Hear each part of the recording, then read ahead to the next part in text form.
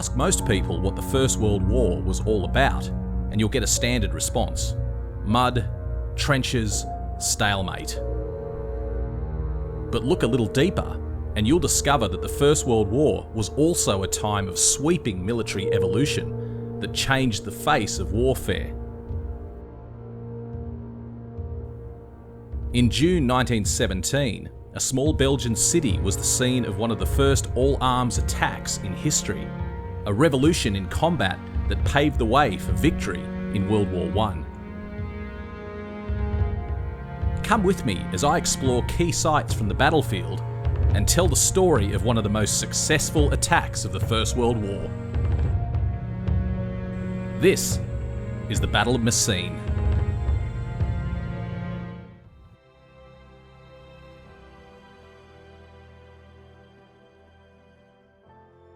It's a magnificent view, Simon. I love coming here because we get such a fantastic perspective of the battlefield of Messines. I mean, here it is laid out in front of us. We can see every aspect of where this attack took place. Pretty special spot, isn't it? Yeah, the Messines Ridge, home to the Kiwis on the Western Front. This of course, was where the New Zealanders came right up and charged through here. We're at the New Zealand Memorial Park. This is one of several monuments in the town to the New Zealanders. But you can see why, when you stand up here, why this was such an important objective, because we've talked about ridges in the Ypres Salient, and you hear the stories about Passchendaele Ridge and Brunswick Ridge. Yes. They're not really ridges though, they're a slight rise in the landscape, yes. But this is a legitimate ridge. This is high ground with the town on top of it, isn't it? Yeah, you can see from miles here, you can look all the way into France from where we're standing. It gave the Germans a magnificent vantage point. They could look for miles. And for the New Zealanders, it was one of the toughest nuts to crack. So the Messines battle had 19 mines involved, but none were in the New Zealand sector, for instance. So they just had to run up the hill and use other tactics. And the way they went about it is still taught in military schools around the world today. So it was all down to planning, good thinking, and an awful lot of courage. And they took the town in a few hours' time, all of it. So first encircling it and then taking it as a pocket, kind of. And it was incredibly strongly defended by the Germans. These bunkers we still have on site here prove that today. The whole town might have been destroyed, but there were cellars everywhere, crypts and vaults, and so there it was incredibly well defended by the Germans. And this was one of the first all-arms battles, wasn't it, where artillery worked very closely with infantry and aircraft and tanks, a limited number of tanks, but all the elements came together, yes, to enable the infantry to sweep forward and capture these enemy positions. Yeah. There was a very strong creeping barrage moving into the town centre, and there was a lot of bite and hold tactics involved. So we had the New Zealand battalions running up the hill, and giving the men a limited objective, to reach and hold, and reinforce their lines, etc. Whilst another unit would leap over and take the next bit, and they did that here. Textbook example here in Messines, and it worked really well. As you said, closely liaising with artillery, with the aircraft flying overhead to look where the shells were falling actually. And most of the casualties only occurred for the New Zealand division after the battle.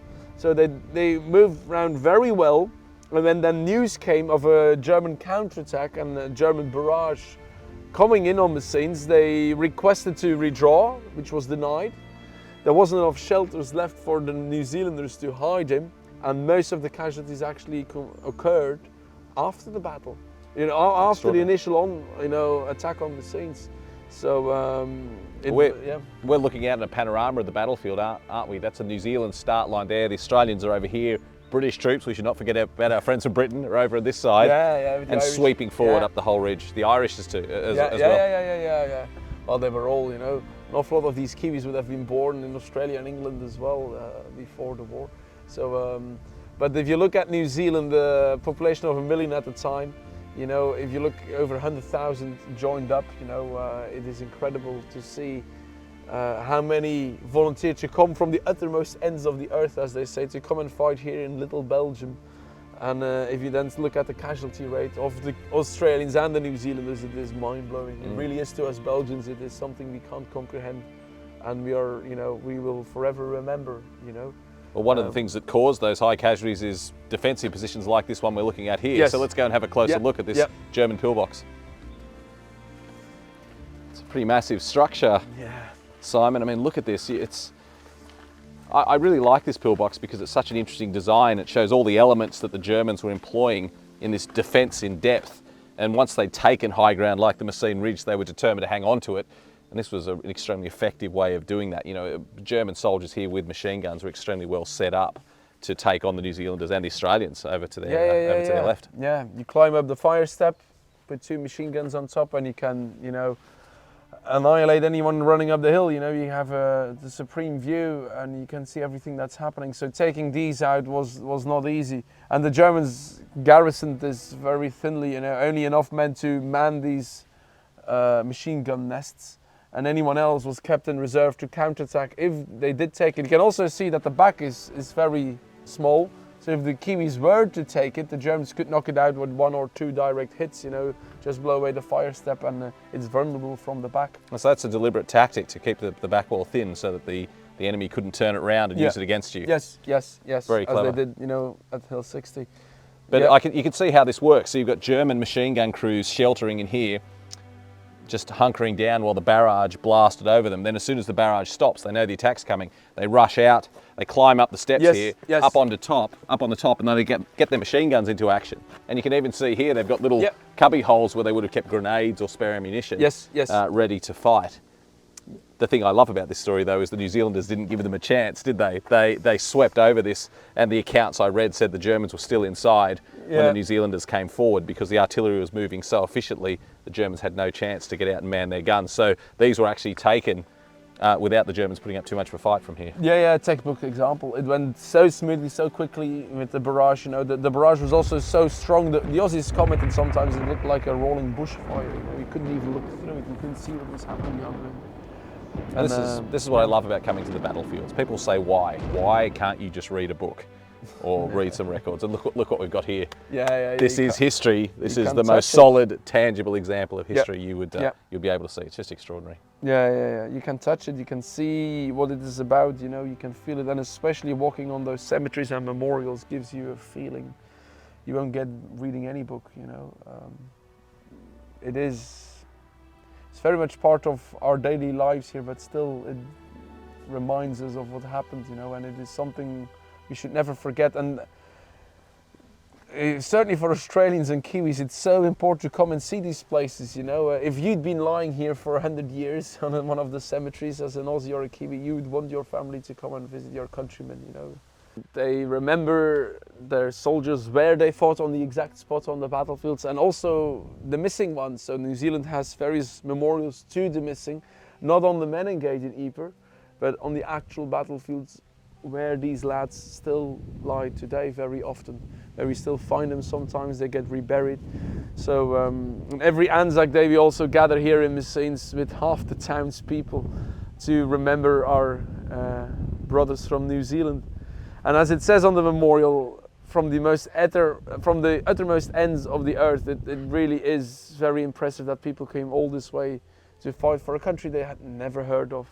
It's a moving sentiment, isn't it, from the uttermost ends of the earth, because I think the Kiwis did come from the furthest away, and their single division did great work wherever it went into action. And the New Zealanders were also quite humble. I think New Zealand's probably the only country that claims it didn't win the war, like the Australians do, the Canadians do, all of us have supported the British. We take that angle at one time or another, but the Kiwis don't seem to say that their one division turned the tide on the Western Front.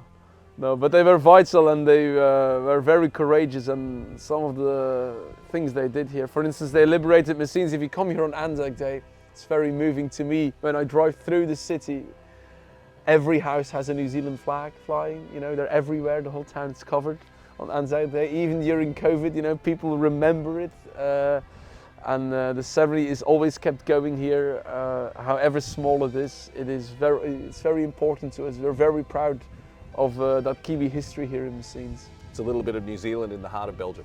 So how would you call it? New Zealand is often the underdog, and Messines is the smallest city in Belgium, so they're two underdogs, you know, and they bond very well. It's a very strong connection. It's twinned with Featherston in New Zealand, Messines, so there's a lot of connections still today. They're very proud of Aotearoa of New Zealand here.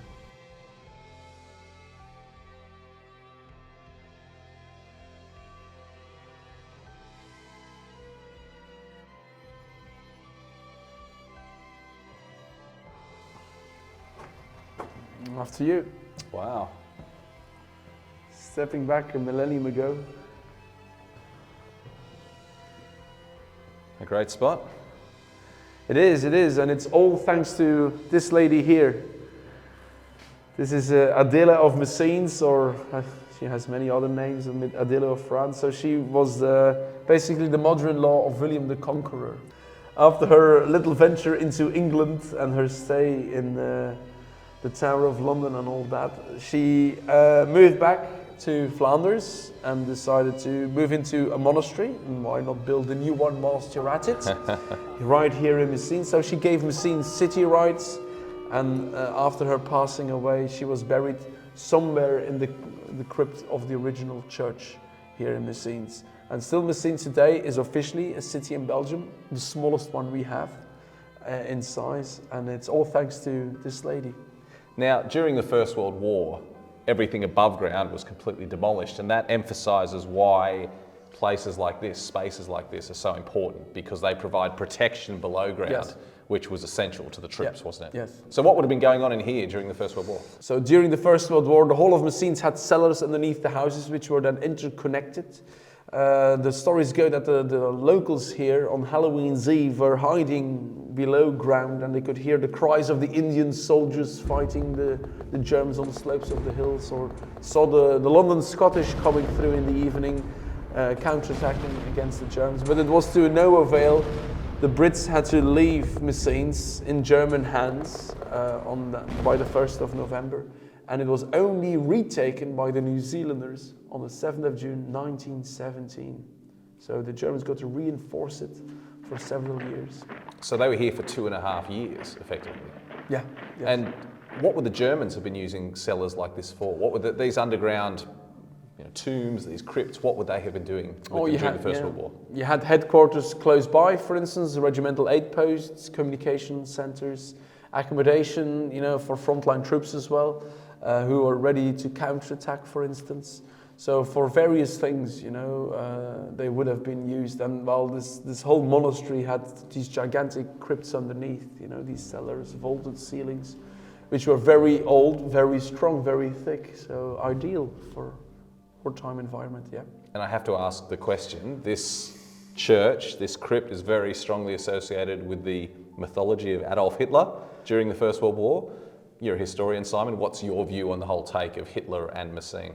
My take on it would be, I wasn't here obviously 100 years ago. Hitler certainly served in Messines. He was at Bethlehem Farm for a while until it became too dangerous and moved into the town centre. He was a runner, so there were telephone wires leading to the front line, but whenever they were snapped, for instance, someone had to deliver the message in person. Often that was a dangerous moment, so Hitler was one of the men who was tasked to do that, to run, about a mile, a kilometre and a half towards the front line with that message in writing. But he had a lot of spare time as well, obviously, which he used then to do sketching and paintwork. He at least 2 or 3 works he made about Messines that still survive till today. They're not very impressive. They have a historic value. We even have a copy of one of them here in the visitor center, which was donated to the monastery after the war, which is quite unique. But was Hitler in this very crypt, treated in this very room? We don't have any means to say that as such.